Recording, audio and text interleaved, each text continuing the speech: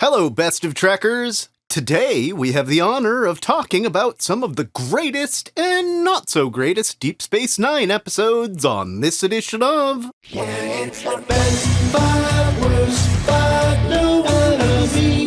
Yeah, it's the best five, worst five Treks ever seen. For being the third live-action show to debut in the Trek franchise, DS9 has set a bar that hasn't been cleared in 25 years. It found the best mix of episodic content balanced with long-running arcs, and no Trek since has come close to how good it was overall. Though not all is rosy, and as usual, we're starting at the fifth worst. Fascination. Lwaxana Troi makes her second appearance on DS9, and it goes as well as anyone that's seen all of her TNG appearances might expect. While her two other showings in DS9 were actually decent episodes, this feels like a shelved script from the TNG days, and provides the DS9 cast with a chance to do the Naked X plot. Apparently Betazoid menopause can come with the side effect of making everyone around them horny AF. Well, except for Keiko O'Brien, who ends up getting unwanted umaks from Quark for her troubles. The writers were clearly out of any real ideas by the middle of Season 3 and trotted out the wonderful Majel Barrett because. Number 4. The Passenger. Alexander Siddig's earliest chance to do some real acting and come down off the 11 Julian Bashir is still dialed up to, as he harbors the consciousness of fugitive Ray Ovantica. It's probably actually a better performance than he's had a chance to do as Bashir up to this point, which is still pretty underwhelming, as he gets into an easily overcome battle of wits with Sisko trying to escape. This script seems to have been recycled in Voyager's Warlord, where Jen Lean does some of her only great acting in the show, so it's a shame they couldn't dial it in here. At number 3, Prophet and Lace. Poor Alexander Siddig. After just being beat up for his acting, we now turn to one he directed, and it's not great. While he's said to have wanted to direct this in a much darker way, the producers on high asked him to work as much comedy in as possible, and I don't think either he or the writers pulled this one off. With the exception of the fabulous acting Grand Nagus joke, everything else about this episode has aged poorly. If Quark had learned a lesson moving forward about the treatment of women, as was bookended by the sexual harassment of one of his Dabo girls, I don't think this would be a bottom-of-the-barrel episode it remains today. Number 2. Second Sight. Another script that feels like something from the TNG days as a scientist attempts his magnum opus experiment. This over-the-top scientist and experiment are pretty boring by themselves, but the main plot about Sisko chasing this figment of the scientist's wife's imagination is about as dull a plot as may ever be seen across Trek. We're even treated to the highly underwhelming Nebula-class bridge, to which the highest-ranking officer we see outside of the DS9 crew is a lieutenant. While there are worse episodes of Trek, I don't think there are any as uninteresting as this one. And DS9's worst episode at number 1? Move Along Home. The episode has so much charm and potential, but squanders it. I remember seeing this in first run as a kid and thinking it was the best episode of Season 1 because I really didn't like the show coming off the high of TNG. But as an adult, I don't find it anywhere near as interesting. As a game, this Chutes and Ladders ripoff doesn't make any sense at all, and I'm still left wondering how the roll of the dice affects the players trapped within, or vice versa.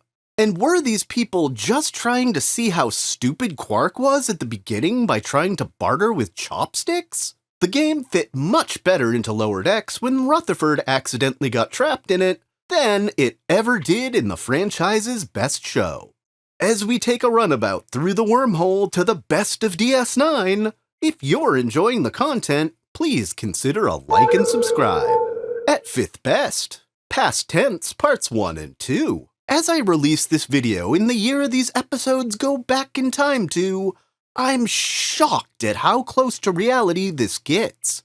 In the rosy, carefree 90s, I doubt this was an attempt at prediction, and more of a way to differentiate the Trek timeline from our own.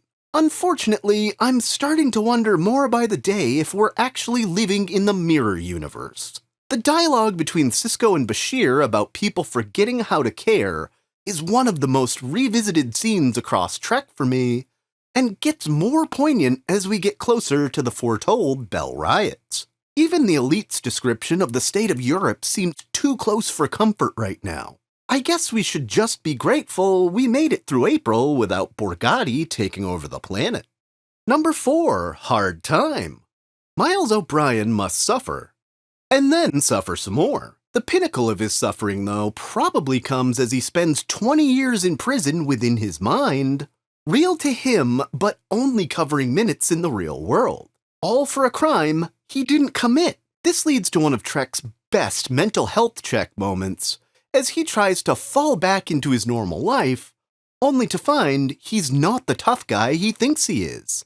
Thankfully, with some help from his bestie, he's able to admit to himself and others what really happened. For the soldier that was once horrified by vaporizing a Cardassian on Setlik 3, to then end his only friend for 20 years with his bare hands is quite an arc for anyone to have to bear. I'm sure he won't be put through any more extreme trials over the show's run, though. Number 3. Inter Arma Inum Sealant Legis. After knocking Alexander Siddig down in the worst category, here's a chance to build him back up in arguably his best acting work on the show. After having seen his love of spy stories and his trials at the hands of Section 31, to bring both back around in spy games with the secretive Romulans is sheer brilliance for everyone involved. There are so many layers to what's going on, and whether you figure them out yourself during the run of the episode doesn't even matter, since Bashir will lay it all out with his masterful deduction skills worthy of Sherlock Holmes.